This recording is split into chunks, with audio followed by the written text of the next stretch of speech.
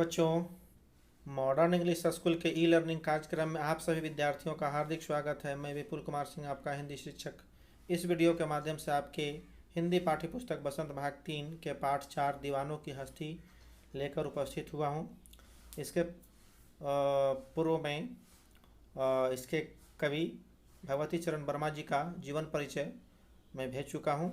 अब इस वीडियो में हम लोग इस कविता को पढ़ेंगे। इसके पूर्व मैंने कविता वाचन और कठिन शब्दों को बतला दिया हूँ। फिर भी इसमें हम लोग कठिन शब्दों को भी जानेंगे, सरलार्थ जानेंगे, प्रसंग को बताते हुए व्याख्या करना है ना, भावार्थ जानेंगे। चलिए तो आइए प्रारंभ करते हैं बच्चों। अब जैसा कि देख पा रहे हैं, है ना, कि दीवानों की हस्ती। दीवानों मतलब दीवाना किसे कहते हैं? दीवाना अर्थात जो पागलपन होता है, विक्षिप्त जिसको भी कह सकते हैं, अर्थात उसको दिन रात समझ में ही नहीं आता है, कुछ समझ में नहीं आता है आगे पीछे, है ना। किसी काम के प्रति जो उसके मन में आएगा वही करेगा, दीवाना उसे कहते हैं। हस्ती का अर्थ होता है औकात। हस्ती का अर्थ क्या होता है? औकात।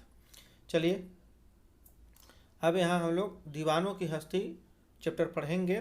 तो सबसे पहले इस कविता का मूल भाव क्या है, थोड़ा सा हम लोग उसको जान लेते हैं। मूल उद्देश्य क्या है, मूल भाव क्या है ना, इसका हम लोग जानते हैं। तो देखिए बच्चों, इस कविता का मूल उद्देश्य है कि लोगों में ये उत्साह और उल्लास के साथ संसार में प्रसन्नता का संचार करना। यह प्रयास लोगों को हृदय में समाई निराशा और हताशा की भावना को जड़ से मिटा देगा। जीवन में उमंग और मस्ती का होना नितांत आवश्यक है, माने बिल्कुल आवश्यक है। यह आवश्यकता दीवानगी और मस्ती भरे वातावरण से ही पूरी हो सकती है ना, ऐसे संभव नहीं है।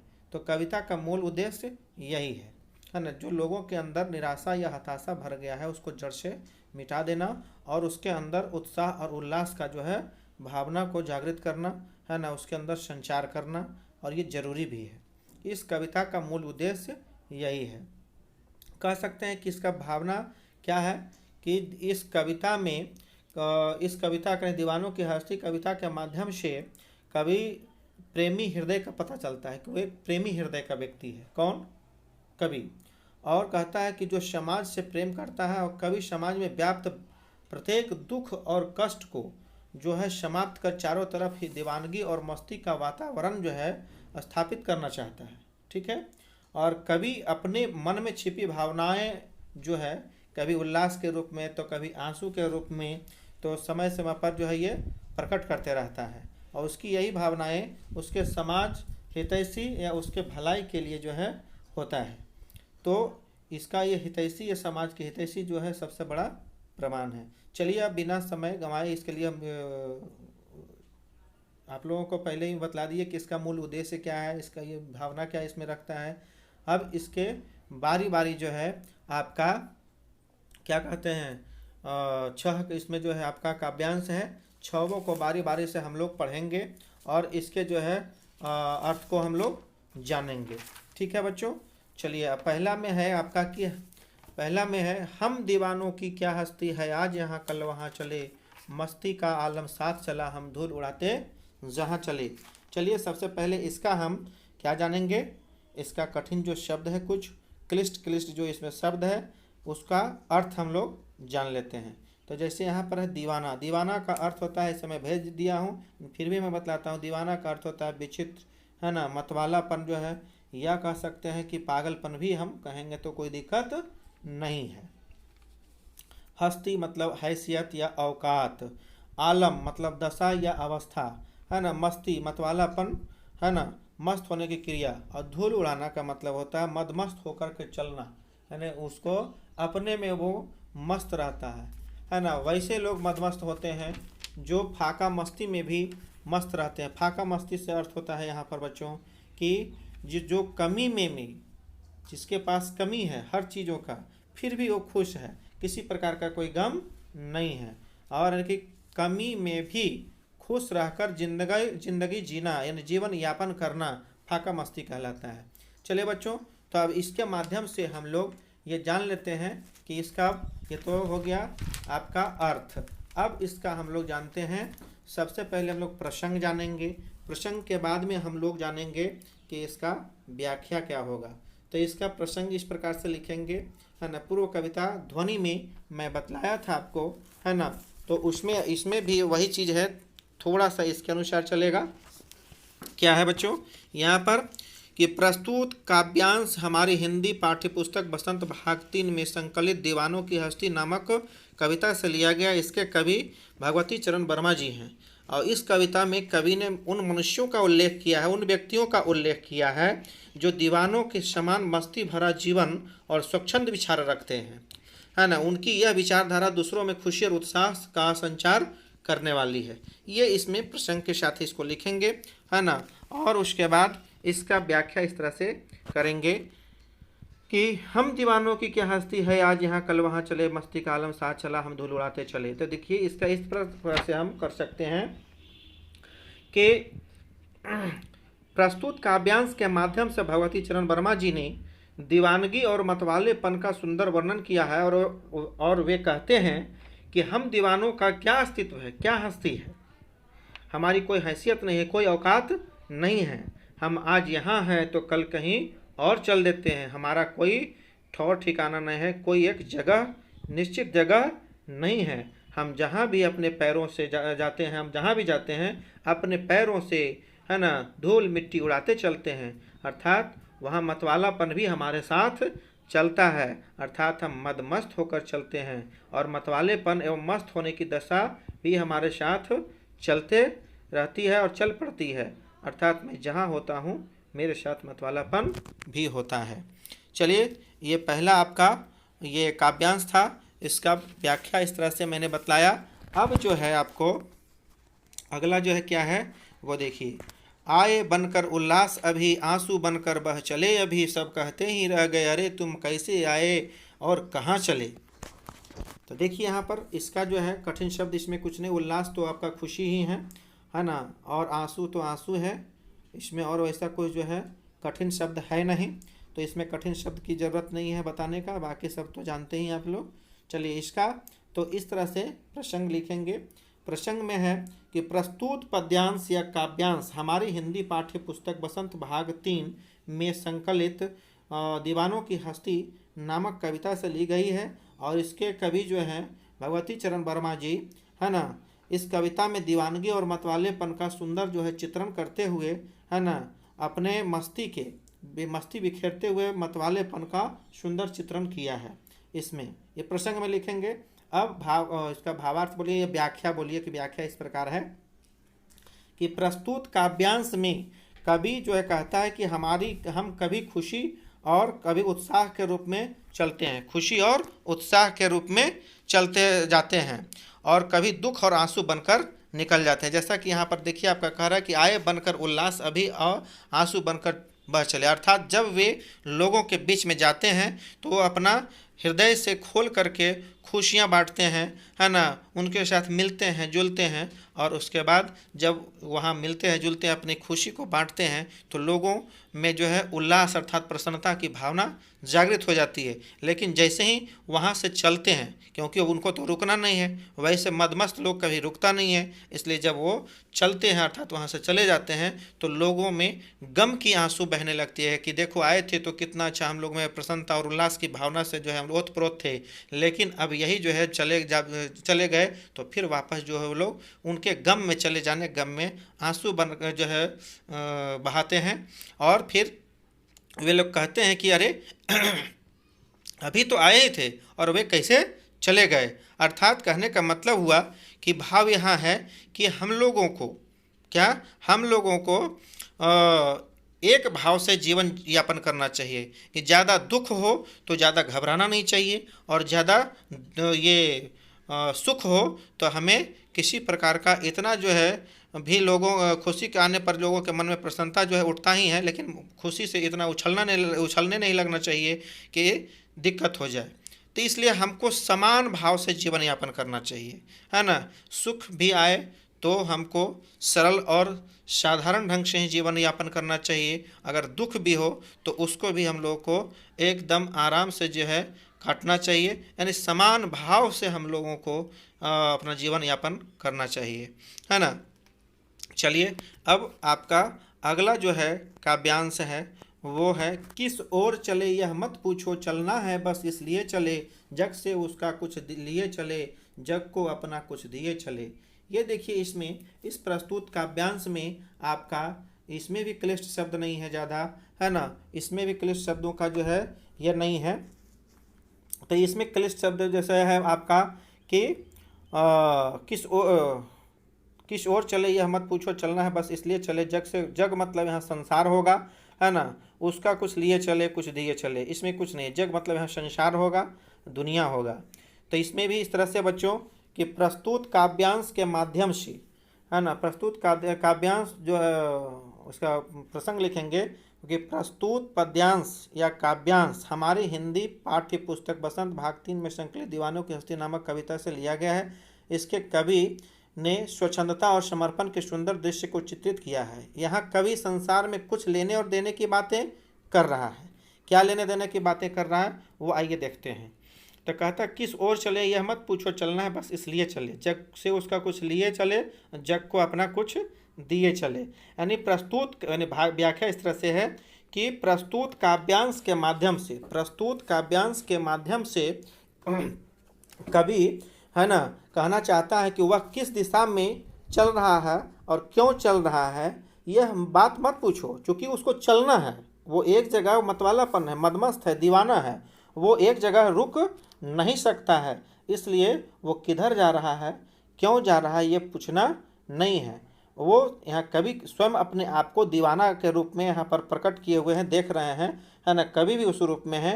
तो कहते हैं कि हमें, अर्थात जो है कवि कहते हैं कि हमें तो मात्र चलना है, इसलिए हम आगे की ओर बढ़े जा रहे हैं। हम इस संसार से कुछ चीज़ें या आदतें, स्वभाव आदि लेकर और इस संसार को अपने गुण और प्रसन्नता आदि देकर जा रहे हैं। जैसे यहाँ कह रहा है ना, जग से कुछ उसका कुछ लिए चले और जग को अपना कुछ दिए चले। यानी कहने का मतलब है कि अपनी जो है इस संसार को कुछ चीज़ें अर्थात आदत या स्वभाव या वैसी चीज़ें हैं जो वो लोगों से लेकर जा रहे हैं, और हम अपने अंदर के गुण और प्रसन्नता उल्लास को तुम लोगों को अर्थात जो है लोगों के बीच देकर जा रहे हैं। चलिए, ये बच्चों आपका था क्या, कौन सा, ये तीसरा काव्यांश था। अब चलिए हम अगले काव्यांश की ओर बढ़ते हैं। अगला काव्यांश आपका है, अगला काव्यांश है आपका कि दो बात कही दो बात सुनी, कुछ हंसे और कुछ फिर रोए, है ना, छक कर सुख दुख के घूंटों को हम एक भाव से पिए चले।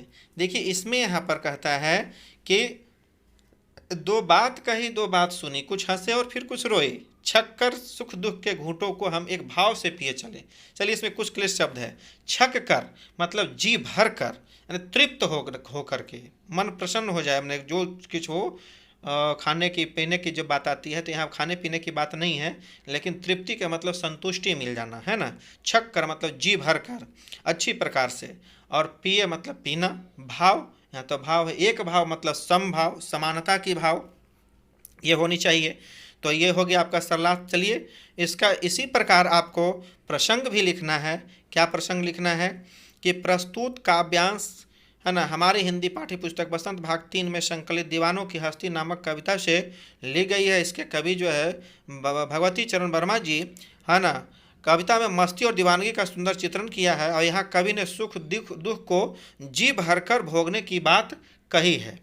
और चलिए, ये हो गया प्रसंग। अब आते हैं क्या, ये इसका व्याख्या करते हैं कि प्रस्तुत काव्यांश के माध्यम से हमारे जो कवि भगवती चरण वर्मा जी हैं वो कहते हैं अपने सामाजिक व्यवहार और लोगों की प्रतिक्रिया का उल्लेख करते हैं इसमें, और कहते हैं कि संसार में रहते हुए अनेक ऐसे अवसर आते हैं, है ना, ऐसे समय आते हैं कि हमने प्रगतिशील विचार समाज के सामने रखें और समाज के विचारों को भी ग्रहण करें, अर्थात अपनी बातों को समाज के सामने रखें और उसकी बातों को भी मैंने समझा और ग्रहण किया।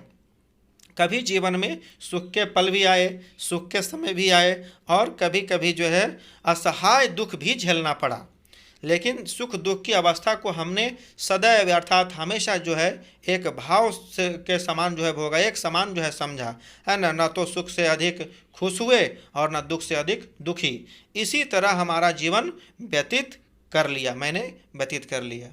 चलिए, इस तरह से आप इसका व्याख्या लिखेंगे, है ना। अब देखिए इसका अगला जो काव्यांश है बच्चों, अगला काव्यांश आपका है कि हम भिखमंगों की दुनिया में स्वच्छंद लुटाकर प्यार चले, हम एक निशाने सी उर पर ले असफलता का भार चले। सबसे पहले आप यहाँ पर जानें कि इसमें भिखमंगों, भिखमंगा का मतलब होता है कुछ जिसके पास कुछ ना हो। तो यहाँ दुनिया वालों को भिखमंगा यहाँ कवि कह रहे हैं, दुनिया वालों को क्या कह रहे हैं, भिखमंगा है। जो बड़े बड़े लोगों के पास में जो है कुछ नहीं है। आप कहिए यहाँ पर भिखमंगा किसे कहा गया, क्यों कहा गया? चूँकि जो बड़े बड़े लोग हैं उसके पास अपना देने के लिए ना प्रेम है, ना समय है, ना प्रेम और जो भाव है किसी प्रकार के वो देना नहीं चाहता, चूँकि वो अपने में मस्त रहता है, व्यस्त रहता है, उसको दुनिया से लेना देना कुछ नहीं रहता है। तो भिखमंगा उसे कहा गया। स्वच्छंद मतलब जो आज़ाद है ना। और निशानी का मतलब चिन्ह, उर मतलब होता है हृदय, है ना। असफलता तो असफलता जानते ही हैं। चलिए तो इसमें है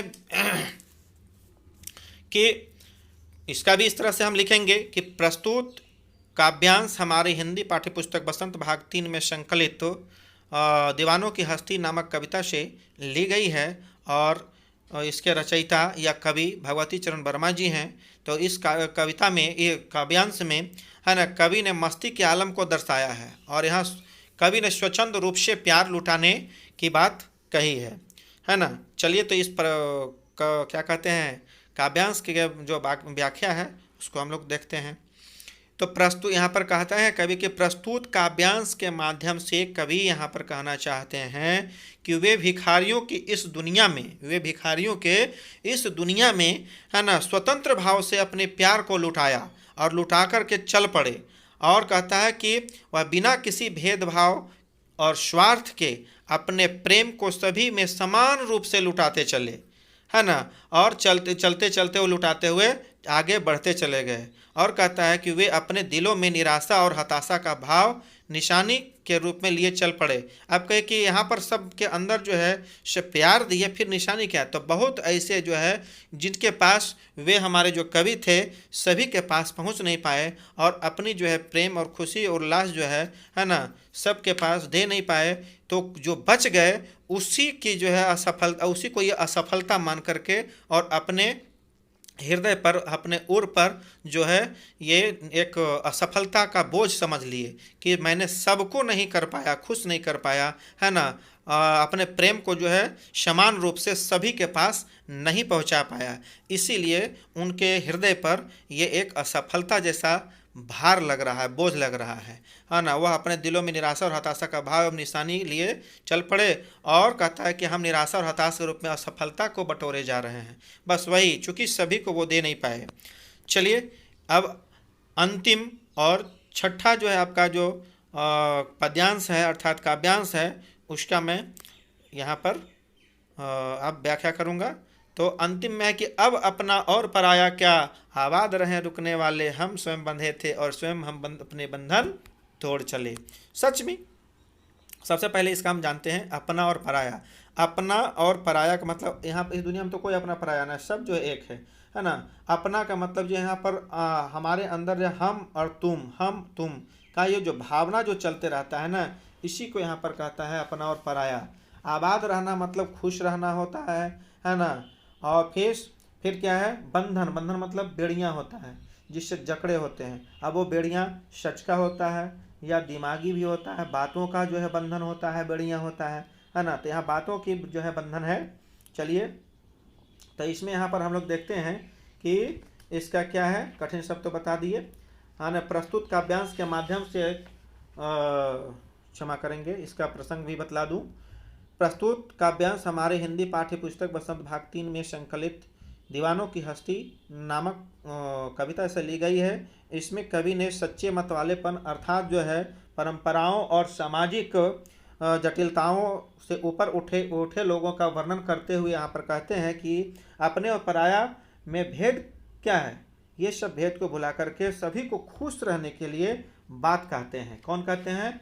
ये हमारे जो कवि हैं, कवि। चलिए प्रस्तुत काव्यांश के माध्यम से यहाँ पर अभी व्याख्या इस तरह से लिखेंगे कि प्रस्तुत काव्यांश के माध्यम से यानी कवि कहना चाहते हैं कि अब इस संसार में अपना और पराया कोई नहीं है, सब समान रूप से है है ना। जब तक हम लोग इस संसार में यहाँ हैं तो हम तुम का ये चलते रहता है, रगड़ा झगड़ा कि हम हैं, हमारे बहुत बड़े धनी हैं, तो वो कहता है कि नहीं हम बहुत बड़े धनी हैं, है ना। तो हम तुम तू मैं ये सब चलते रहता है। लेकिन जब इस संसार से जब चला जाता है तो सब यहीं धरा का धरा रह जाता है, कभी वो साथ नहीं जाता है। तो वही यहाँ पर कह रहा है कि प्रस्तुत काव्यांश के माध्यम से, है ना, कवि कहना चाहते हैं कि इस संसार में अपना और पराया क्या है, कुछ नहीं है। अब मेरा और तेरा वाली जो भावना हृदय में है वो पूर्णतः समाप्त हो चुकी है ना।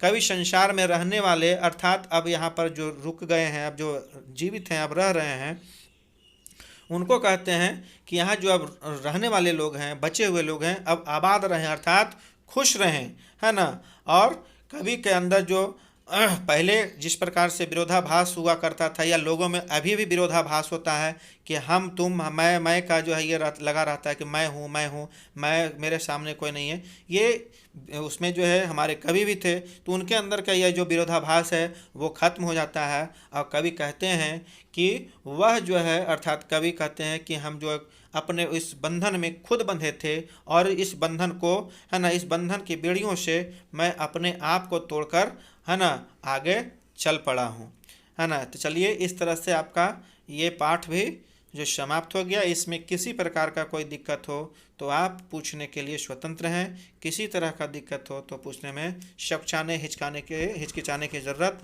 नहीं है। चलिए बच्चों, तो धन्यवाद।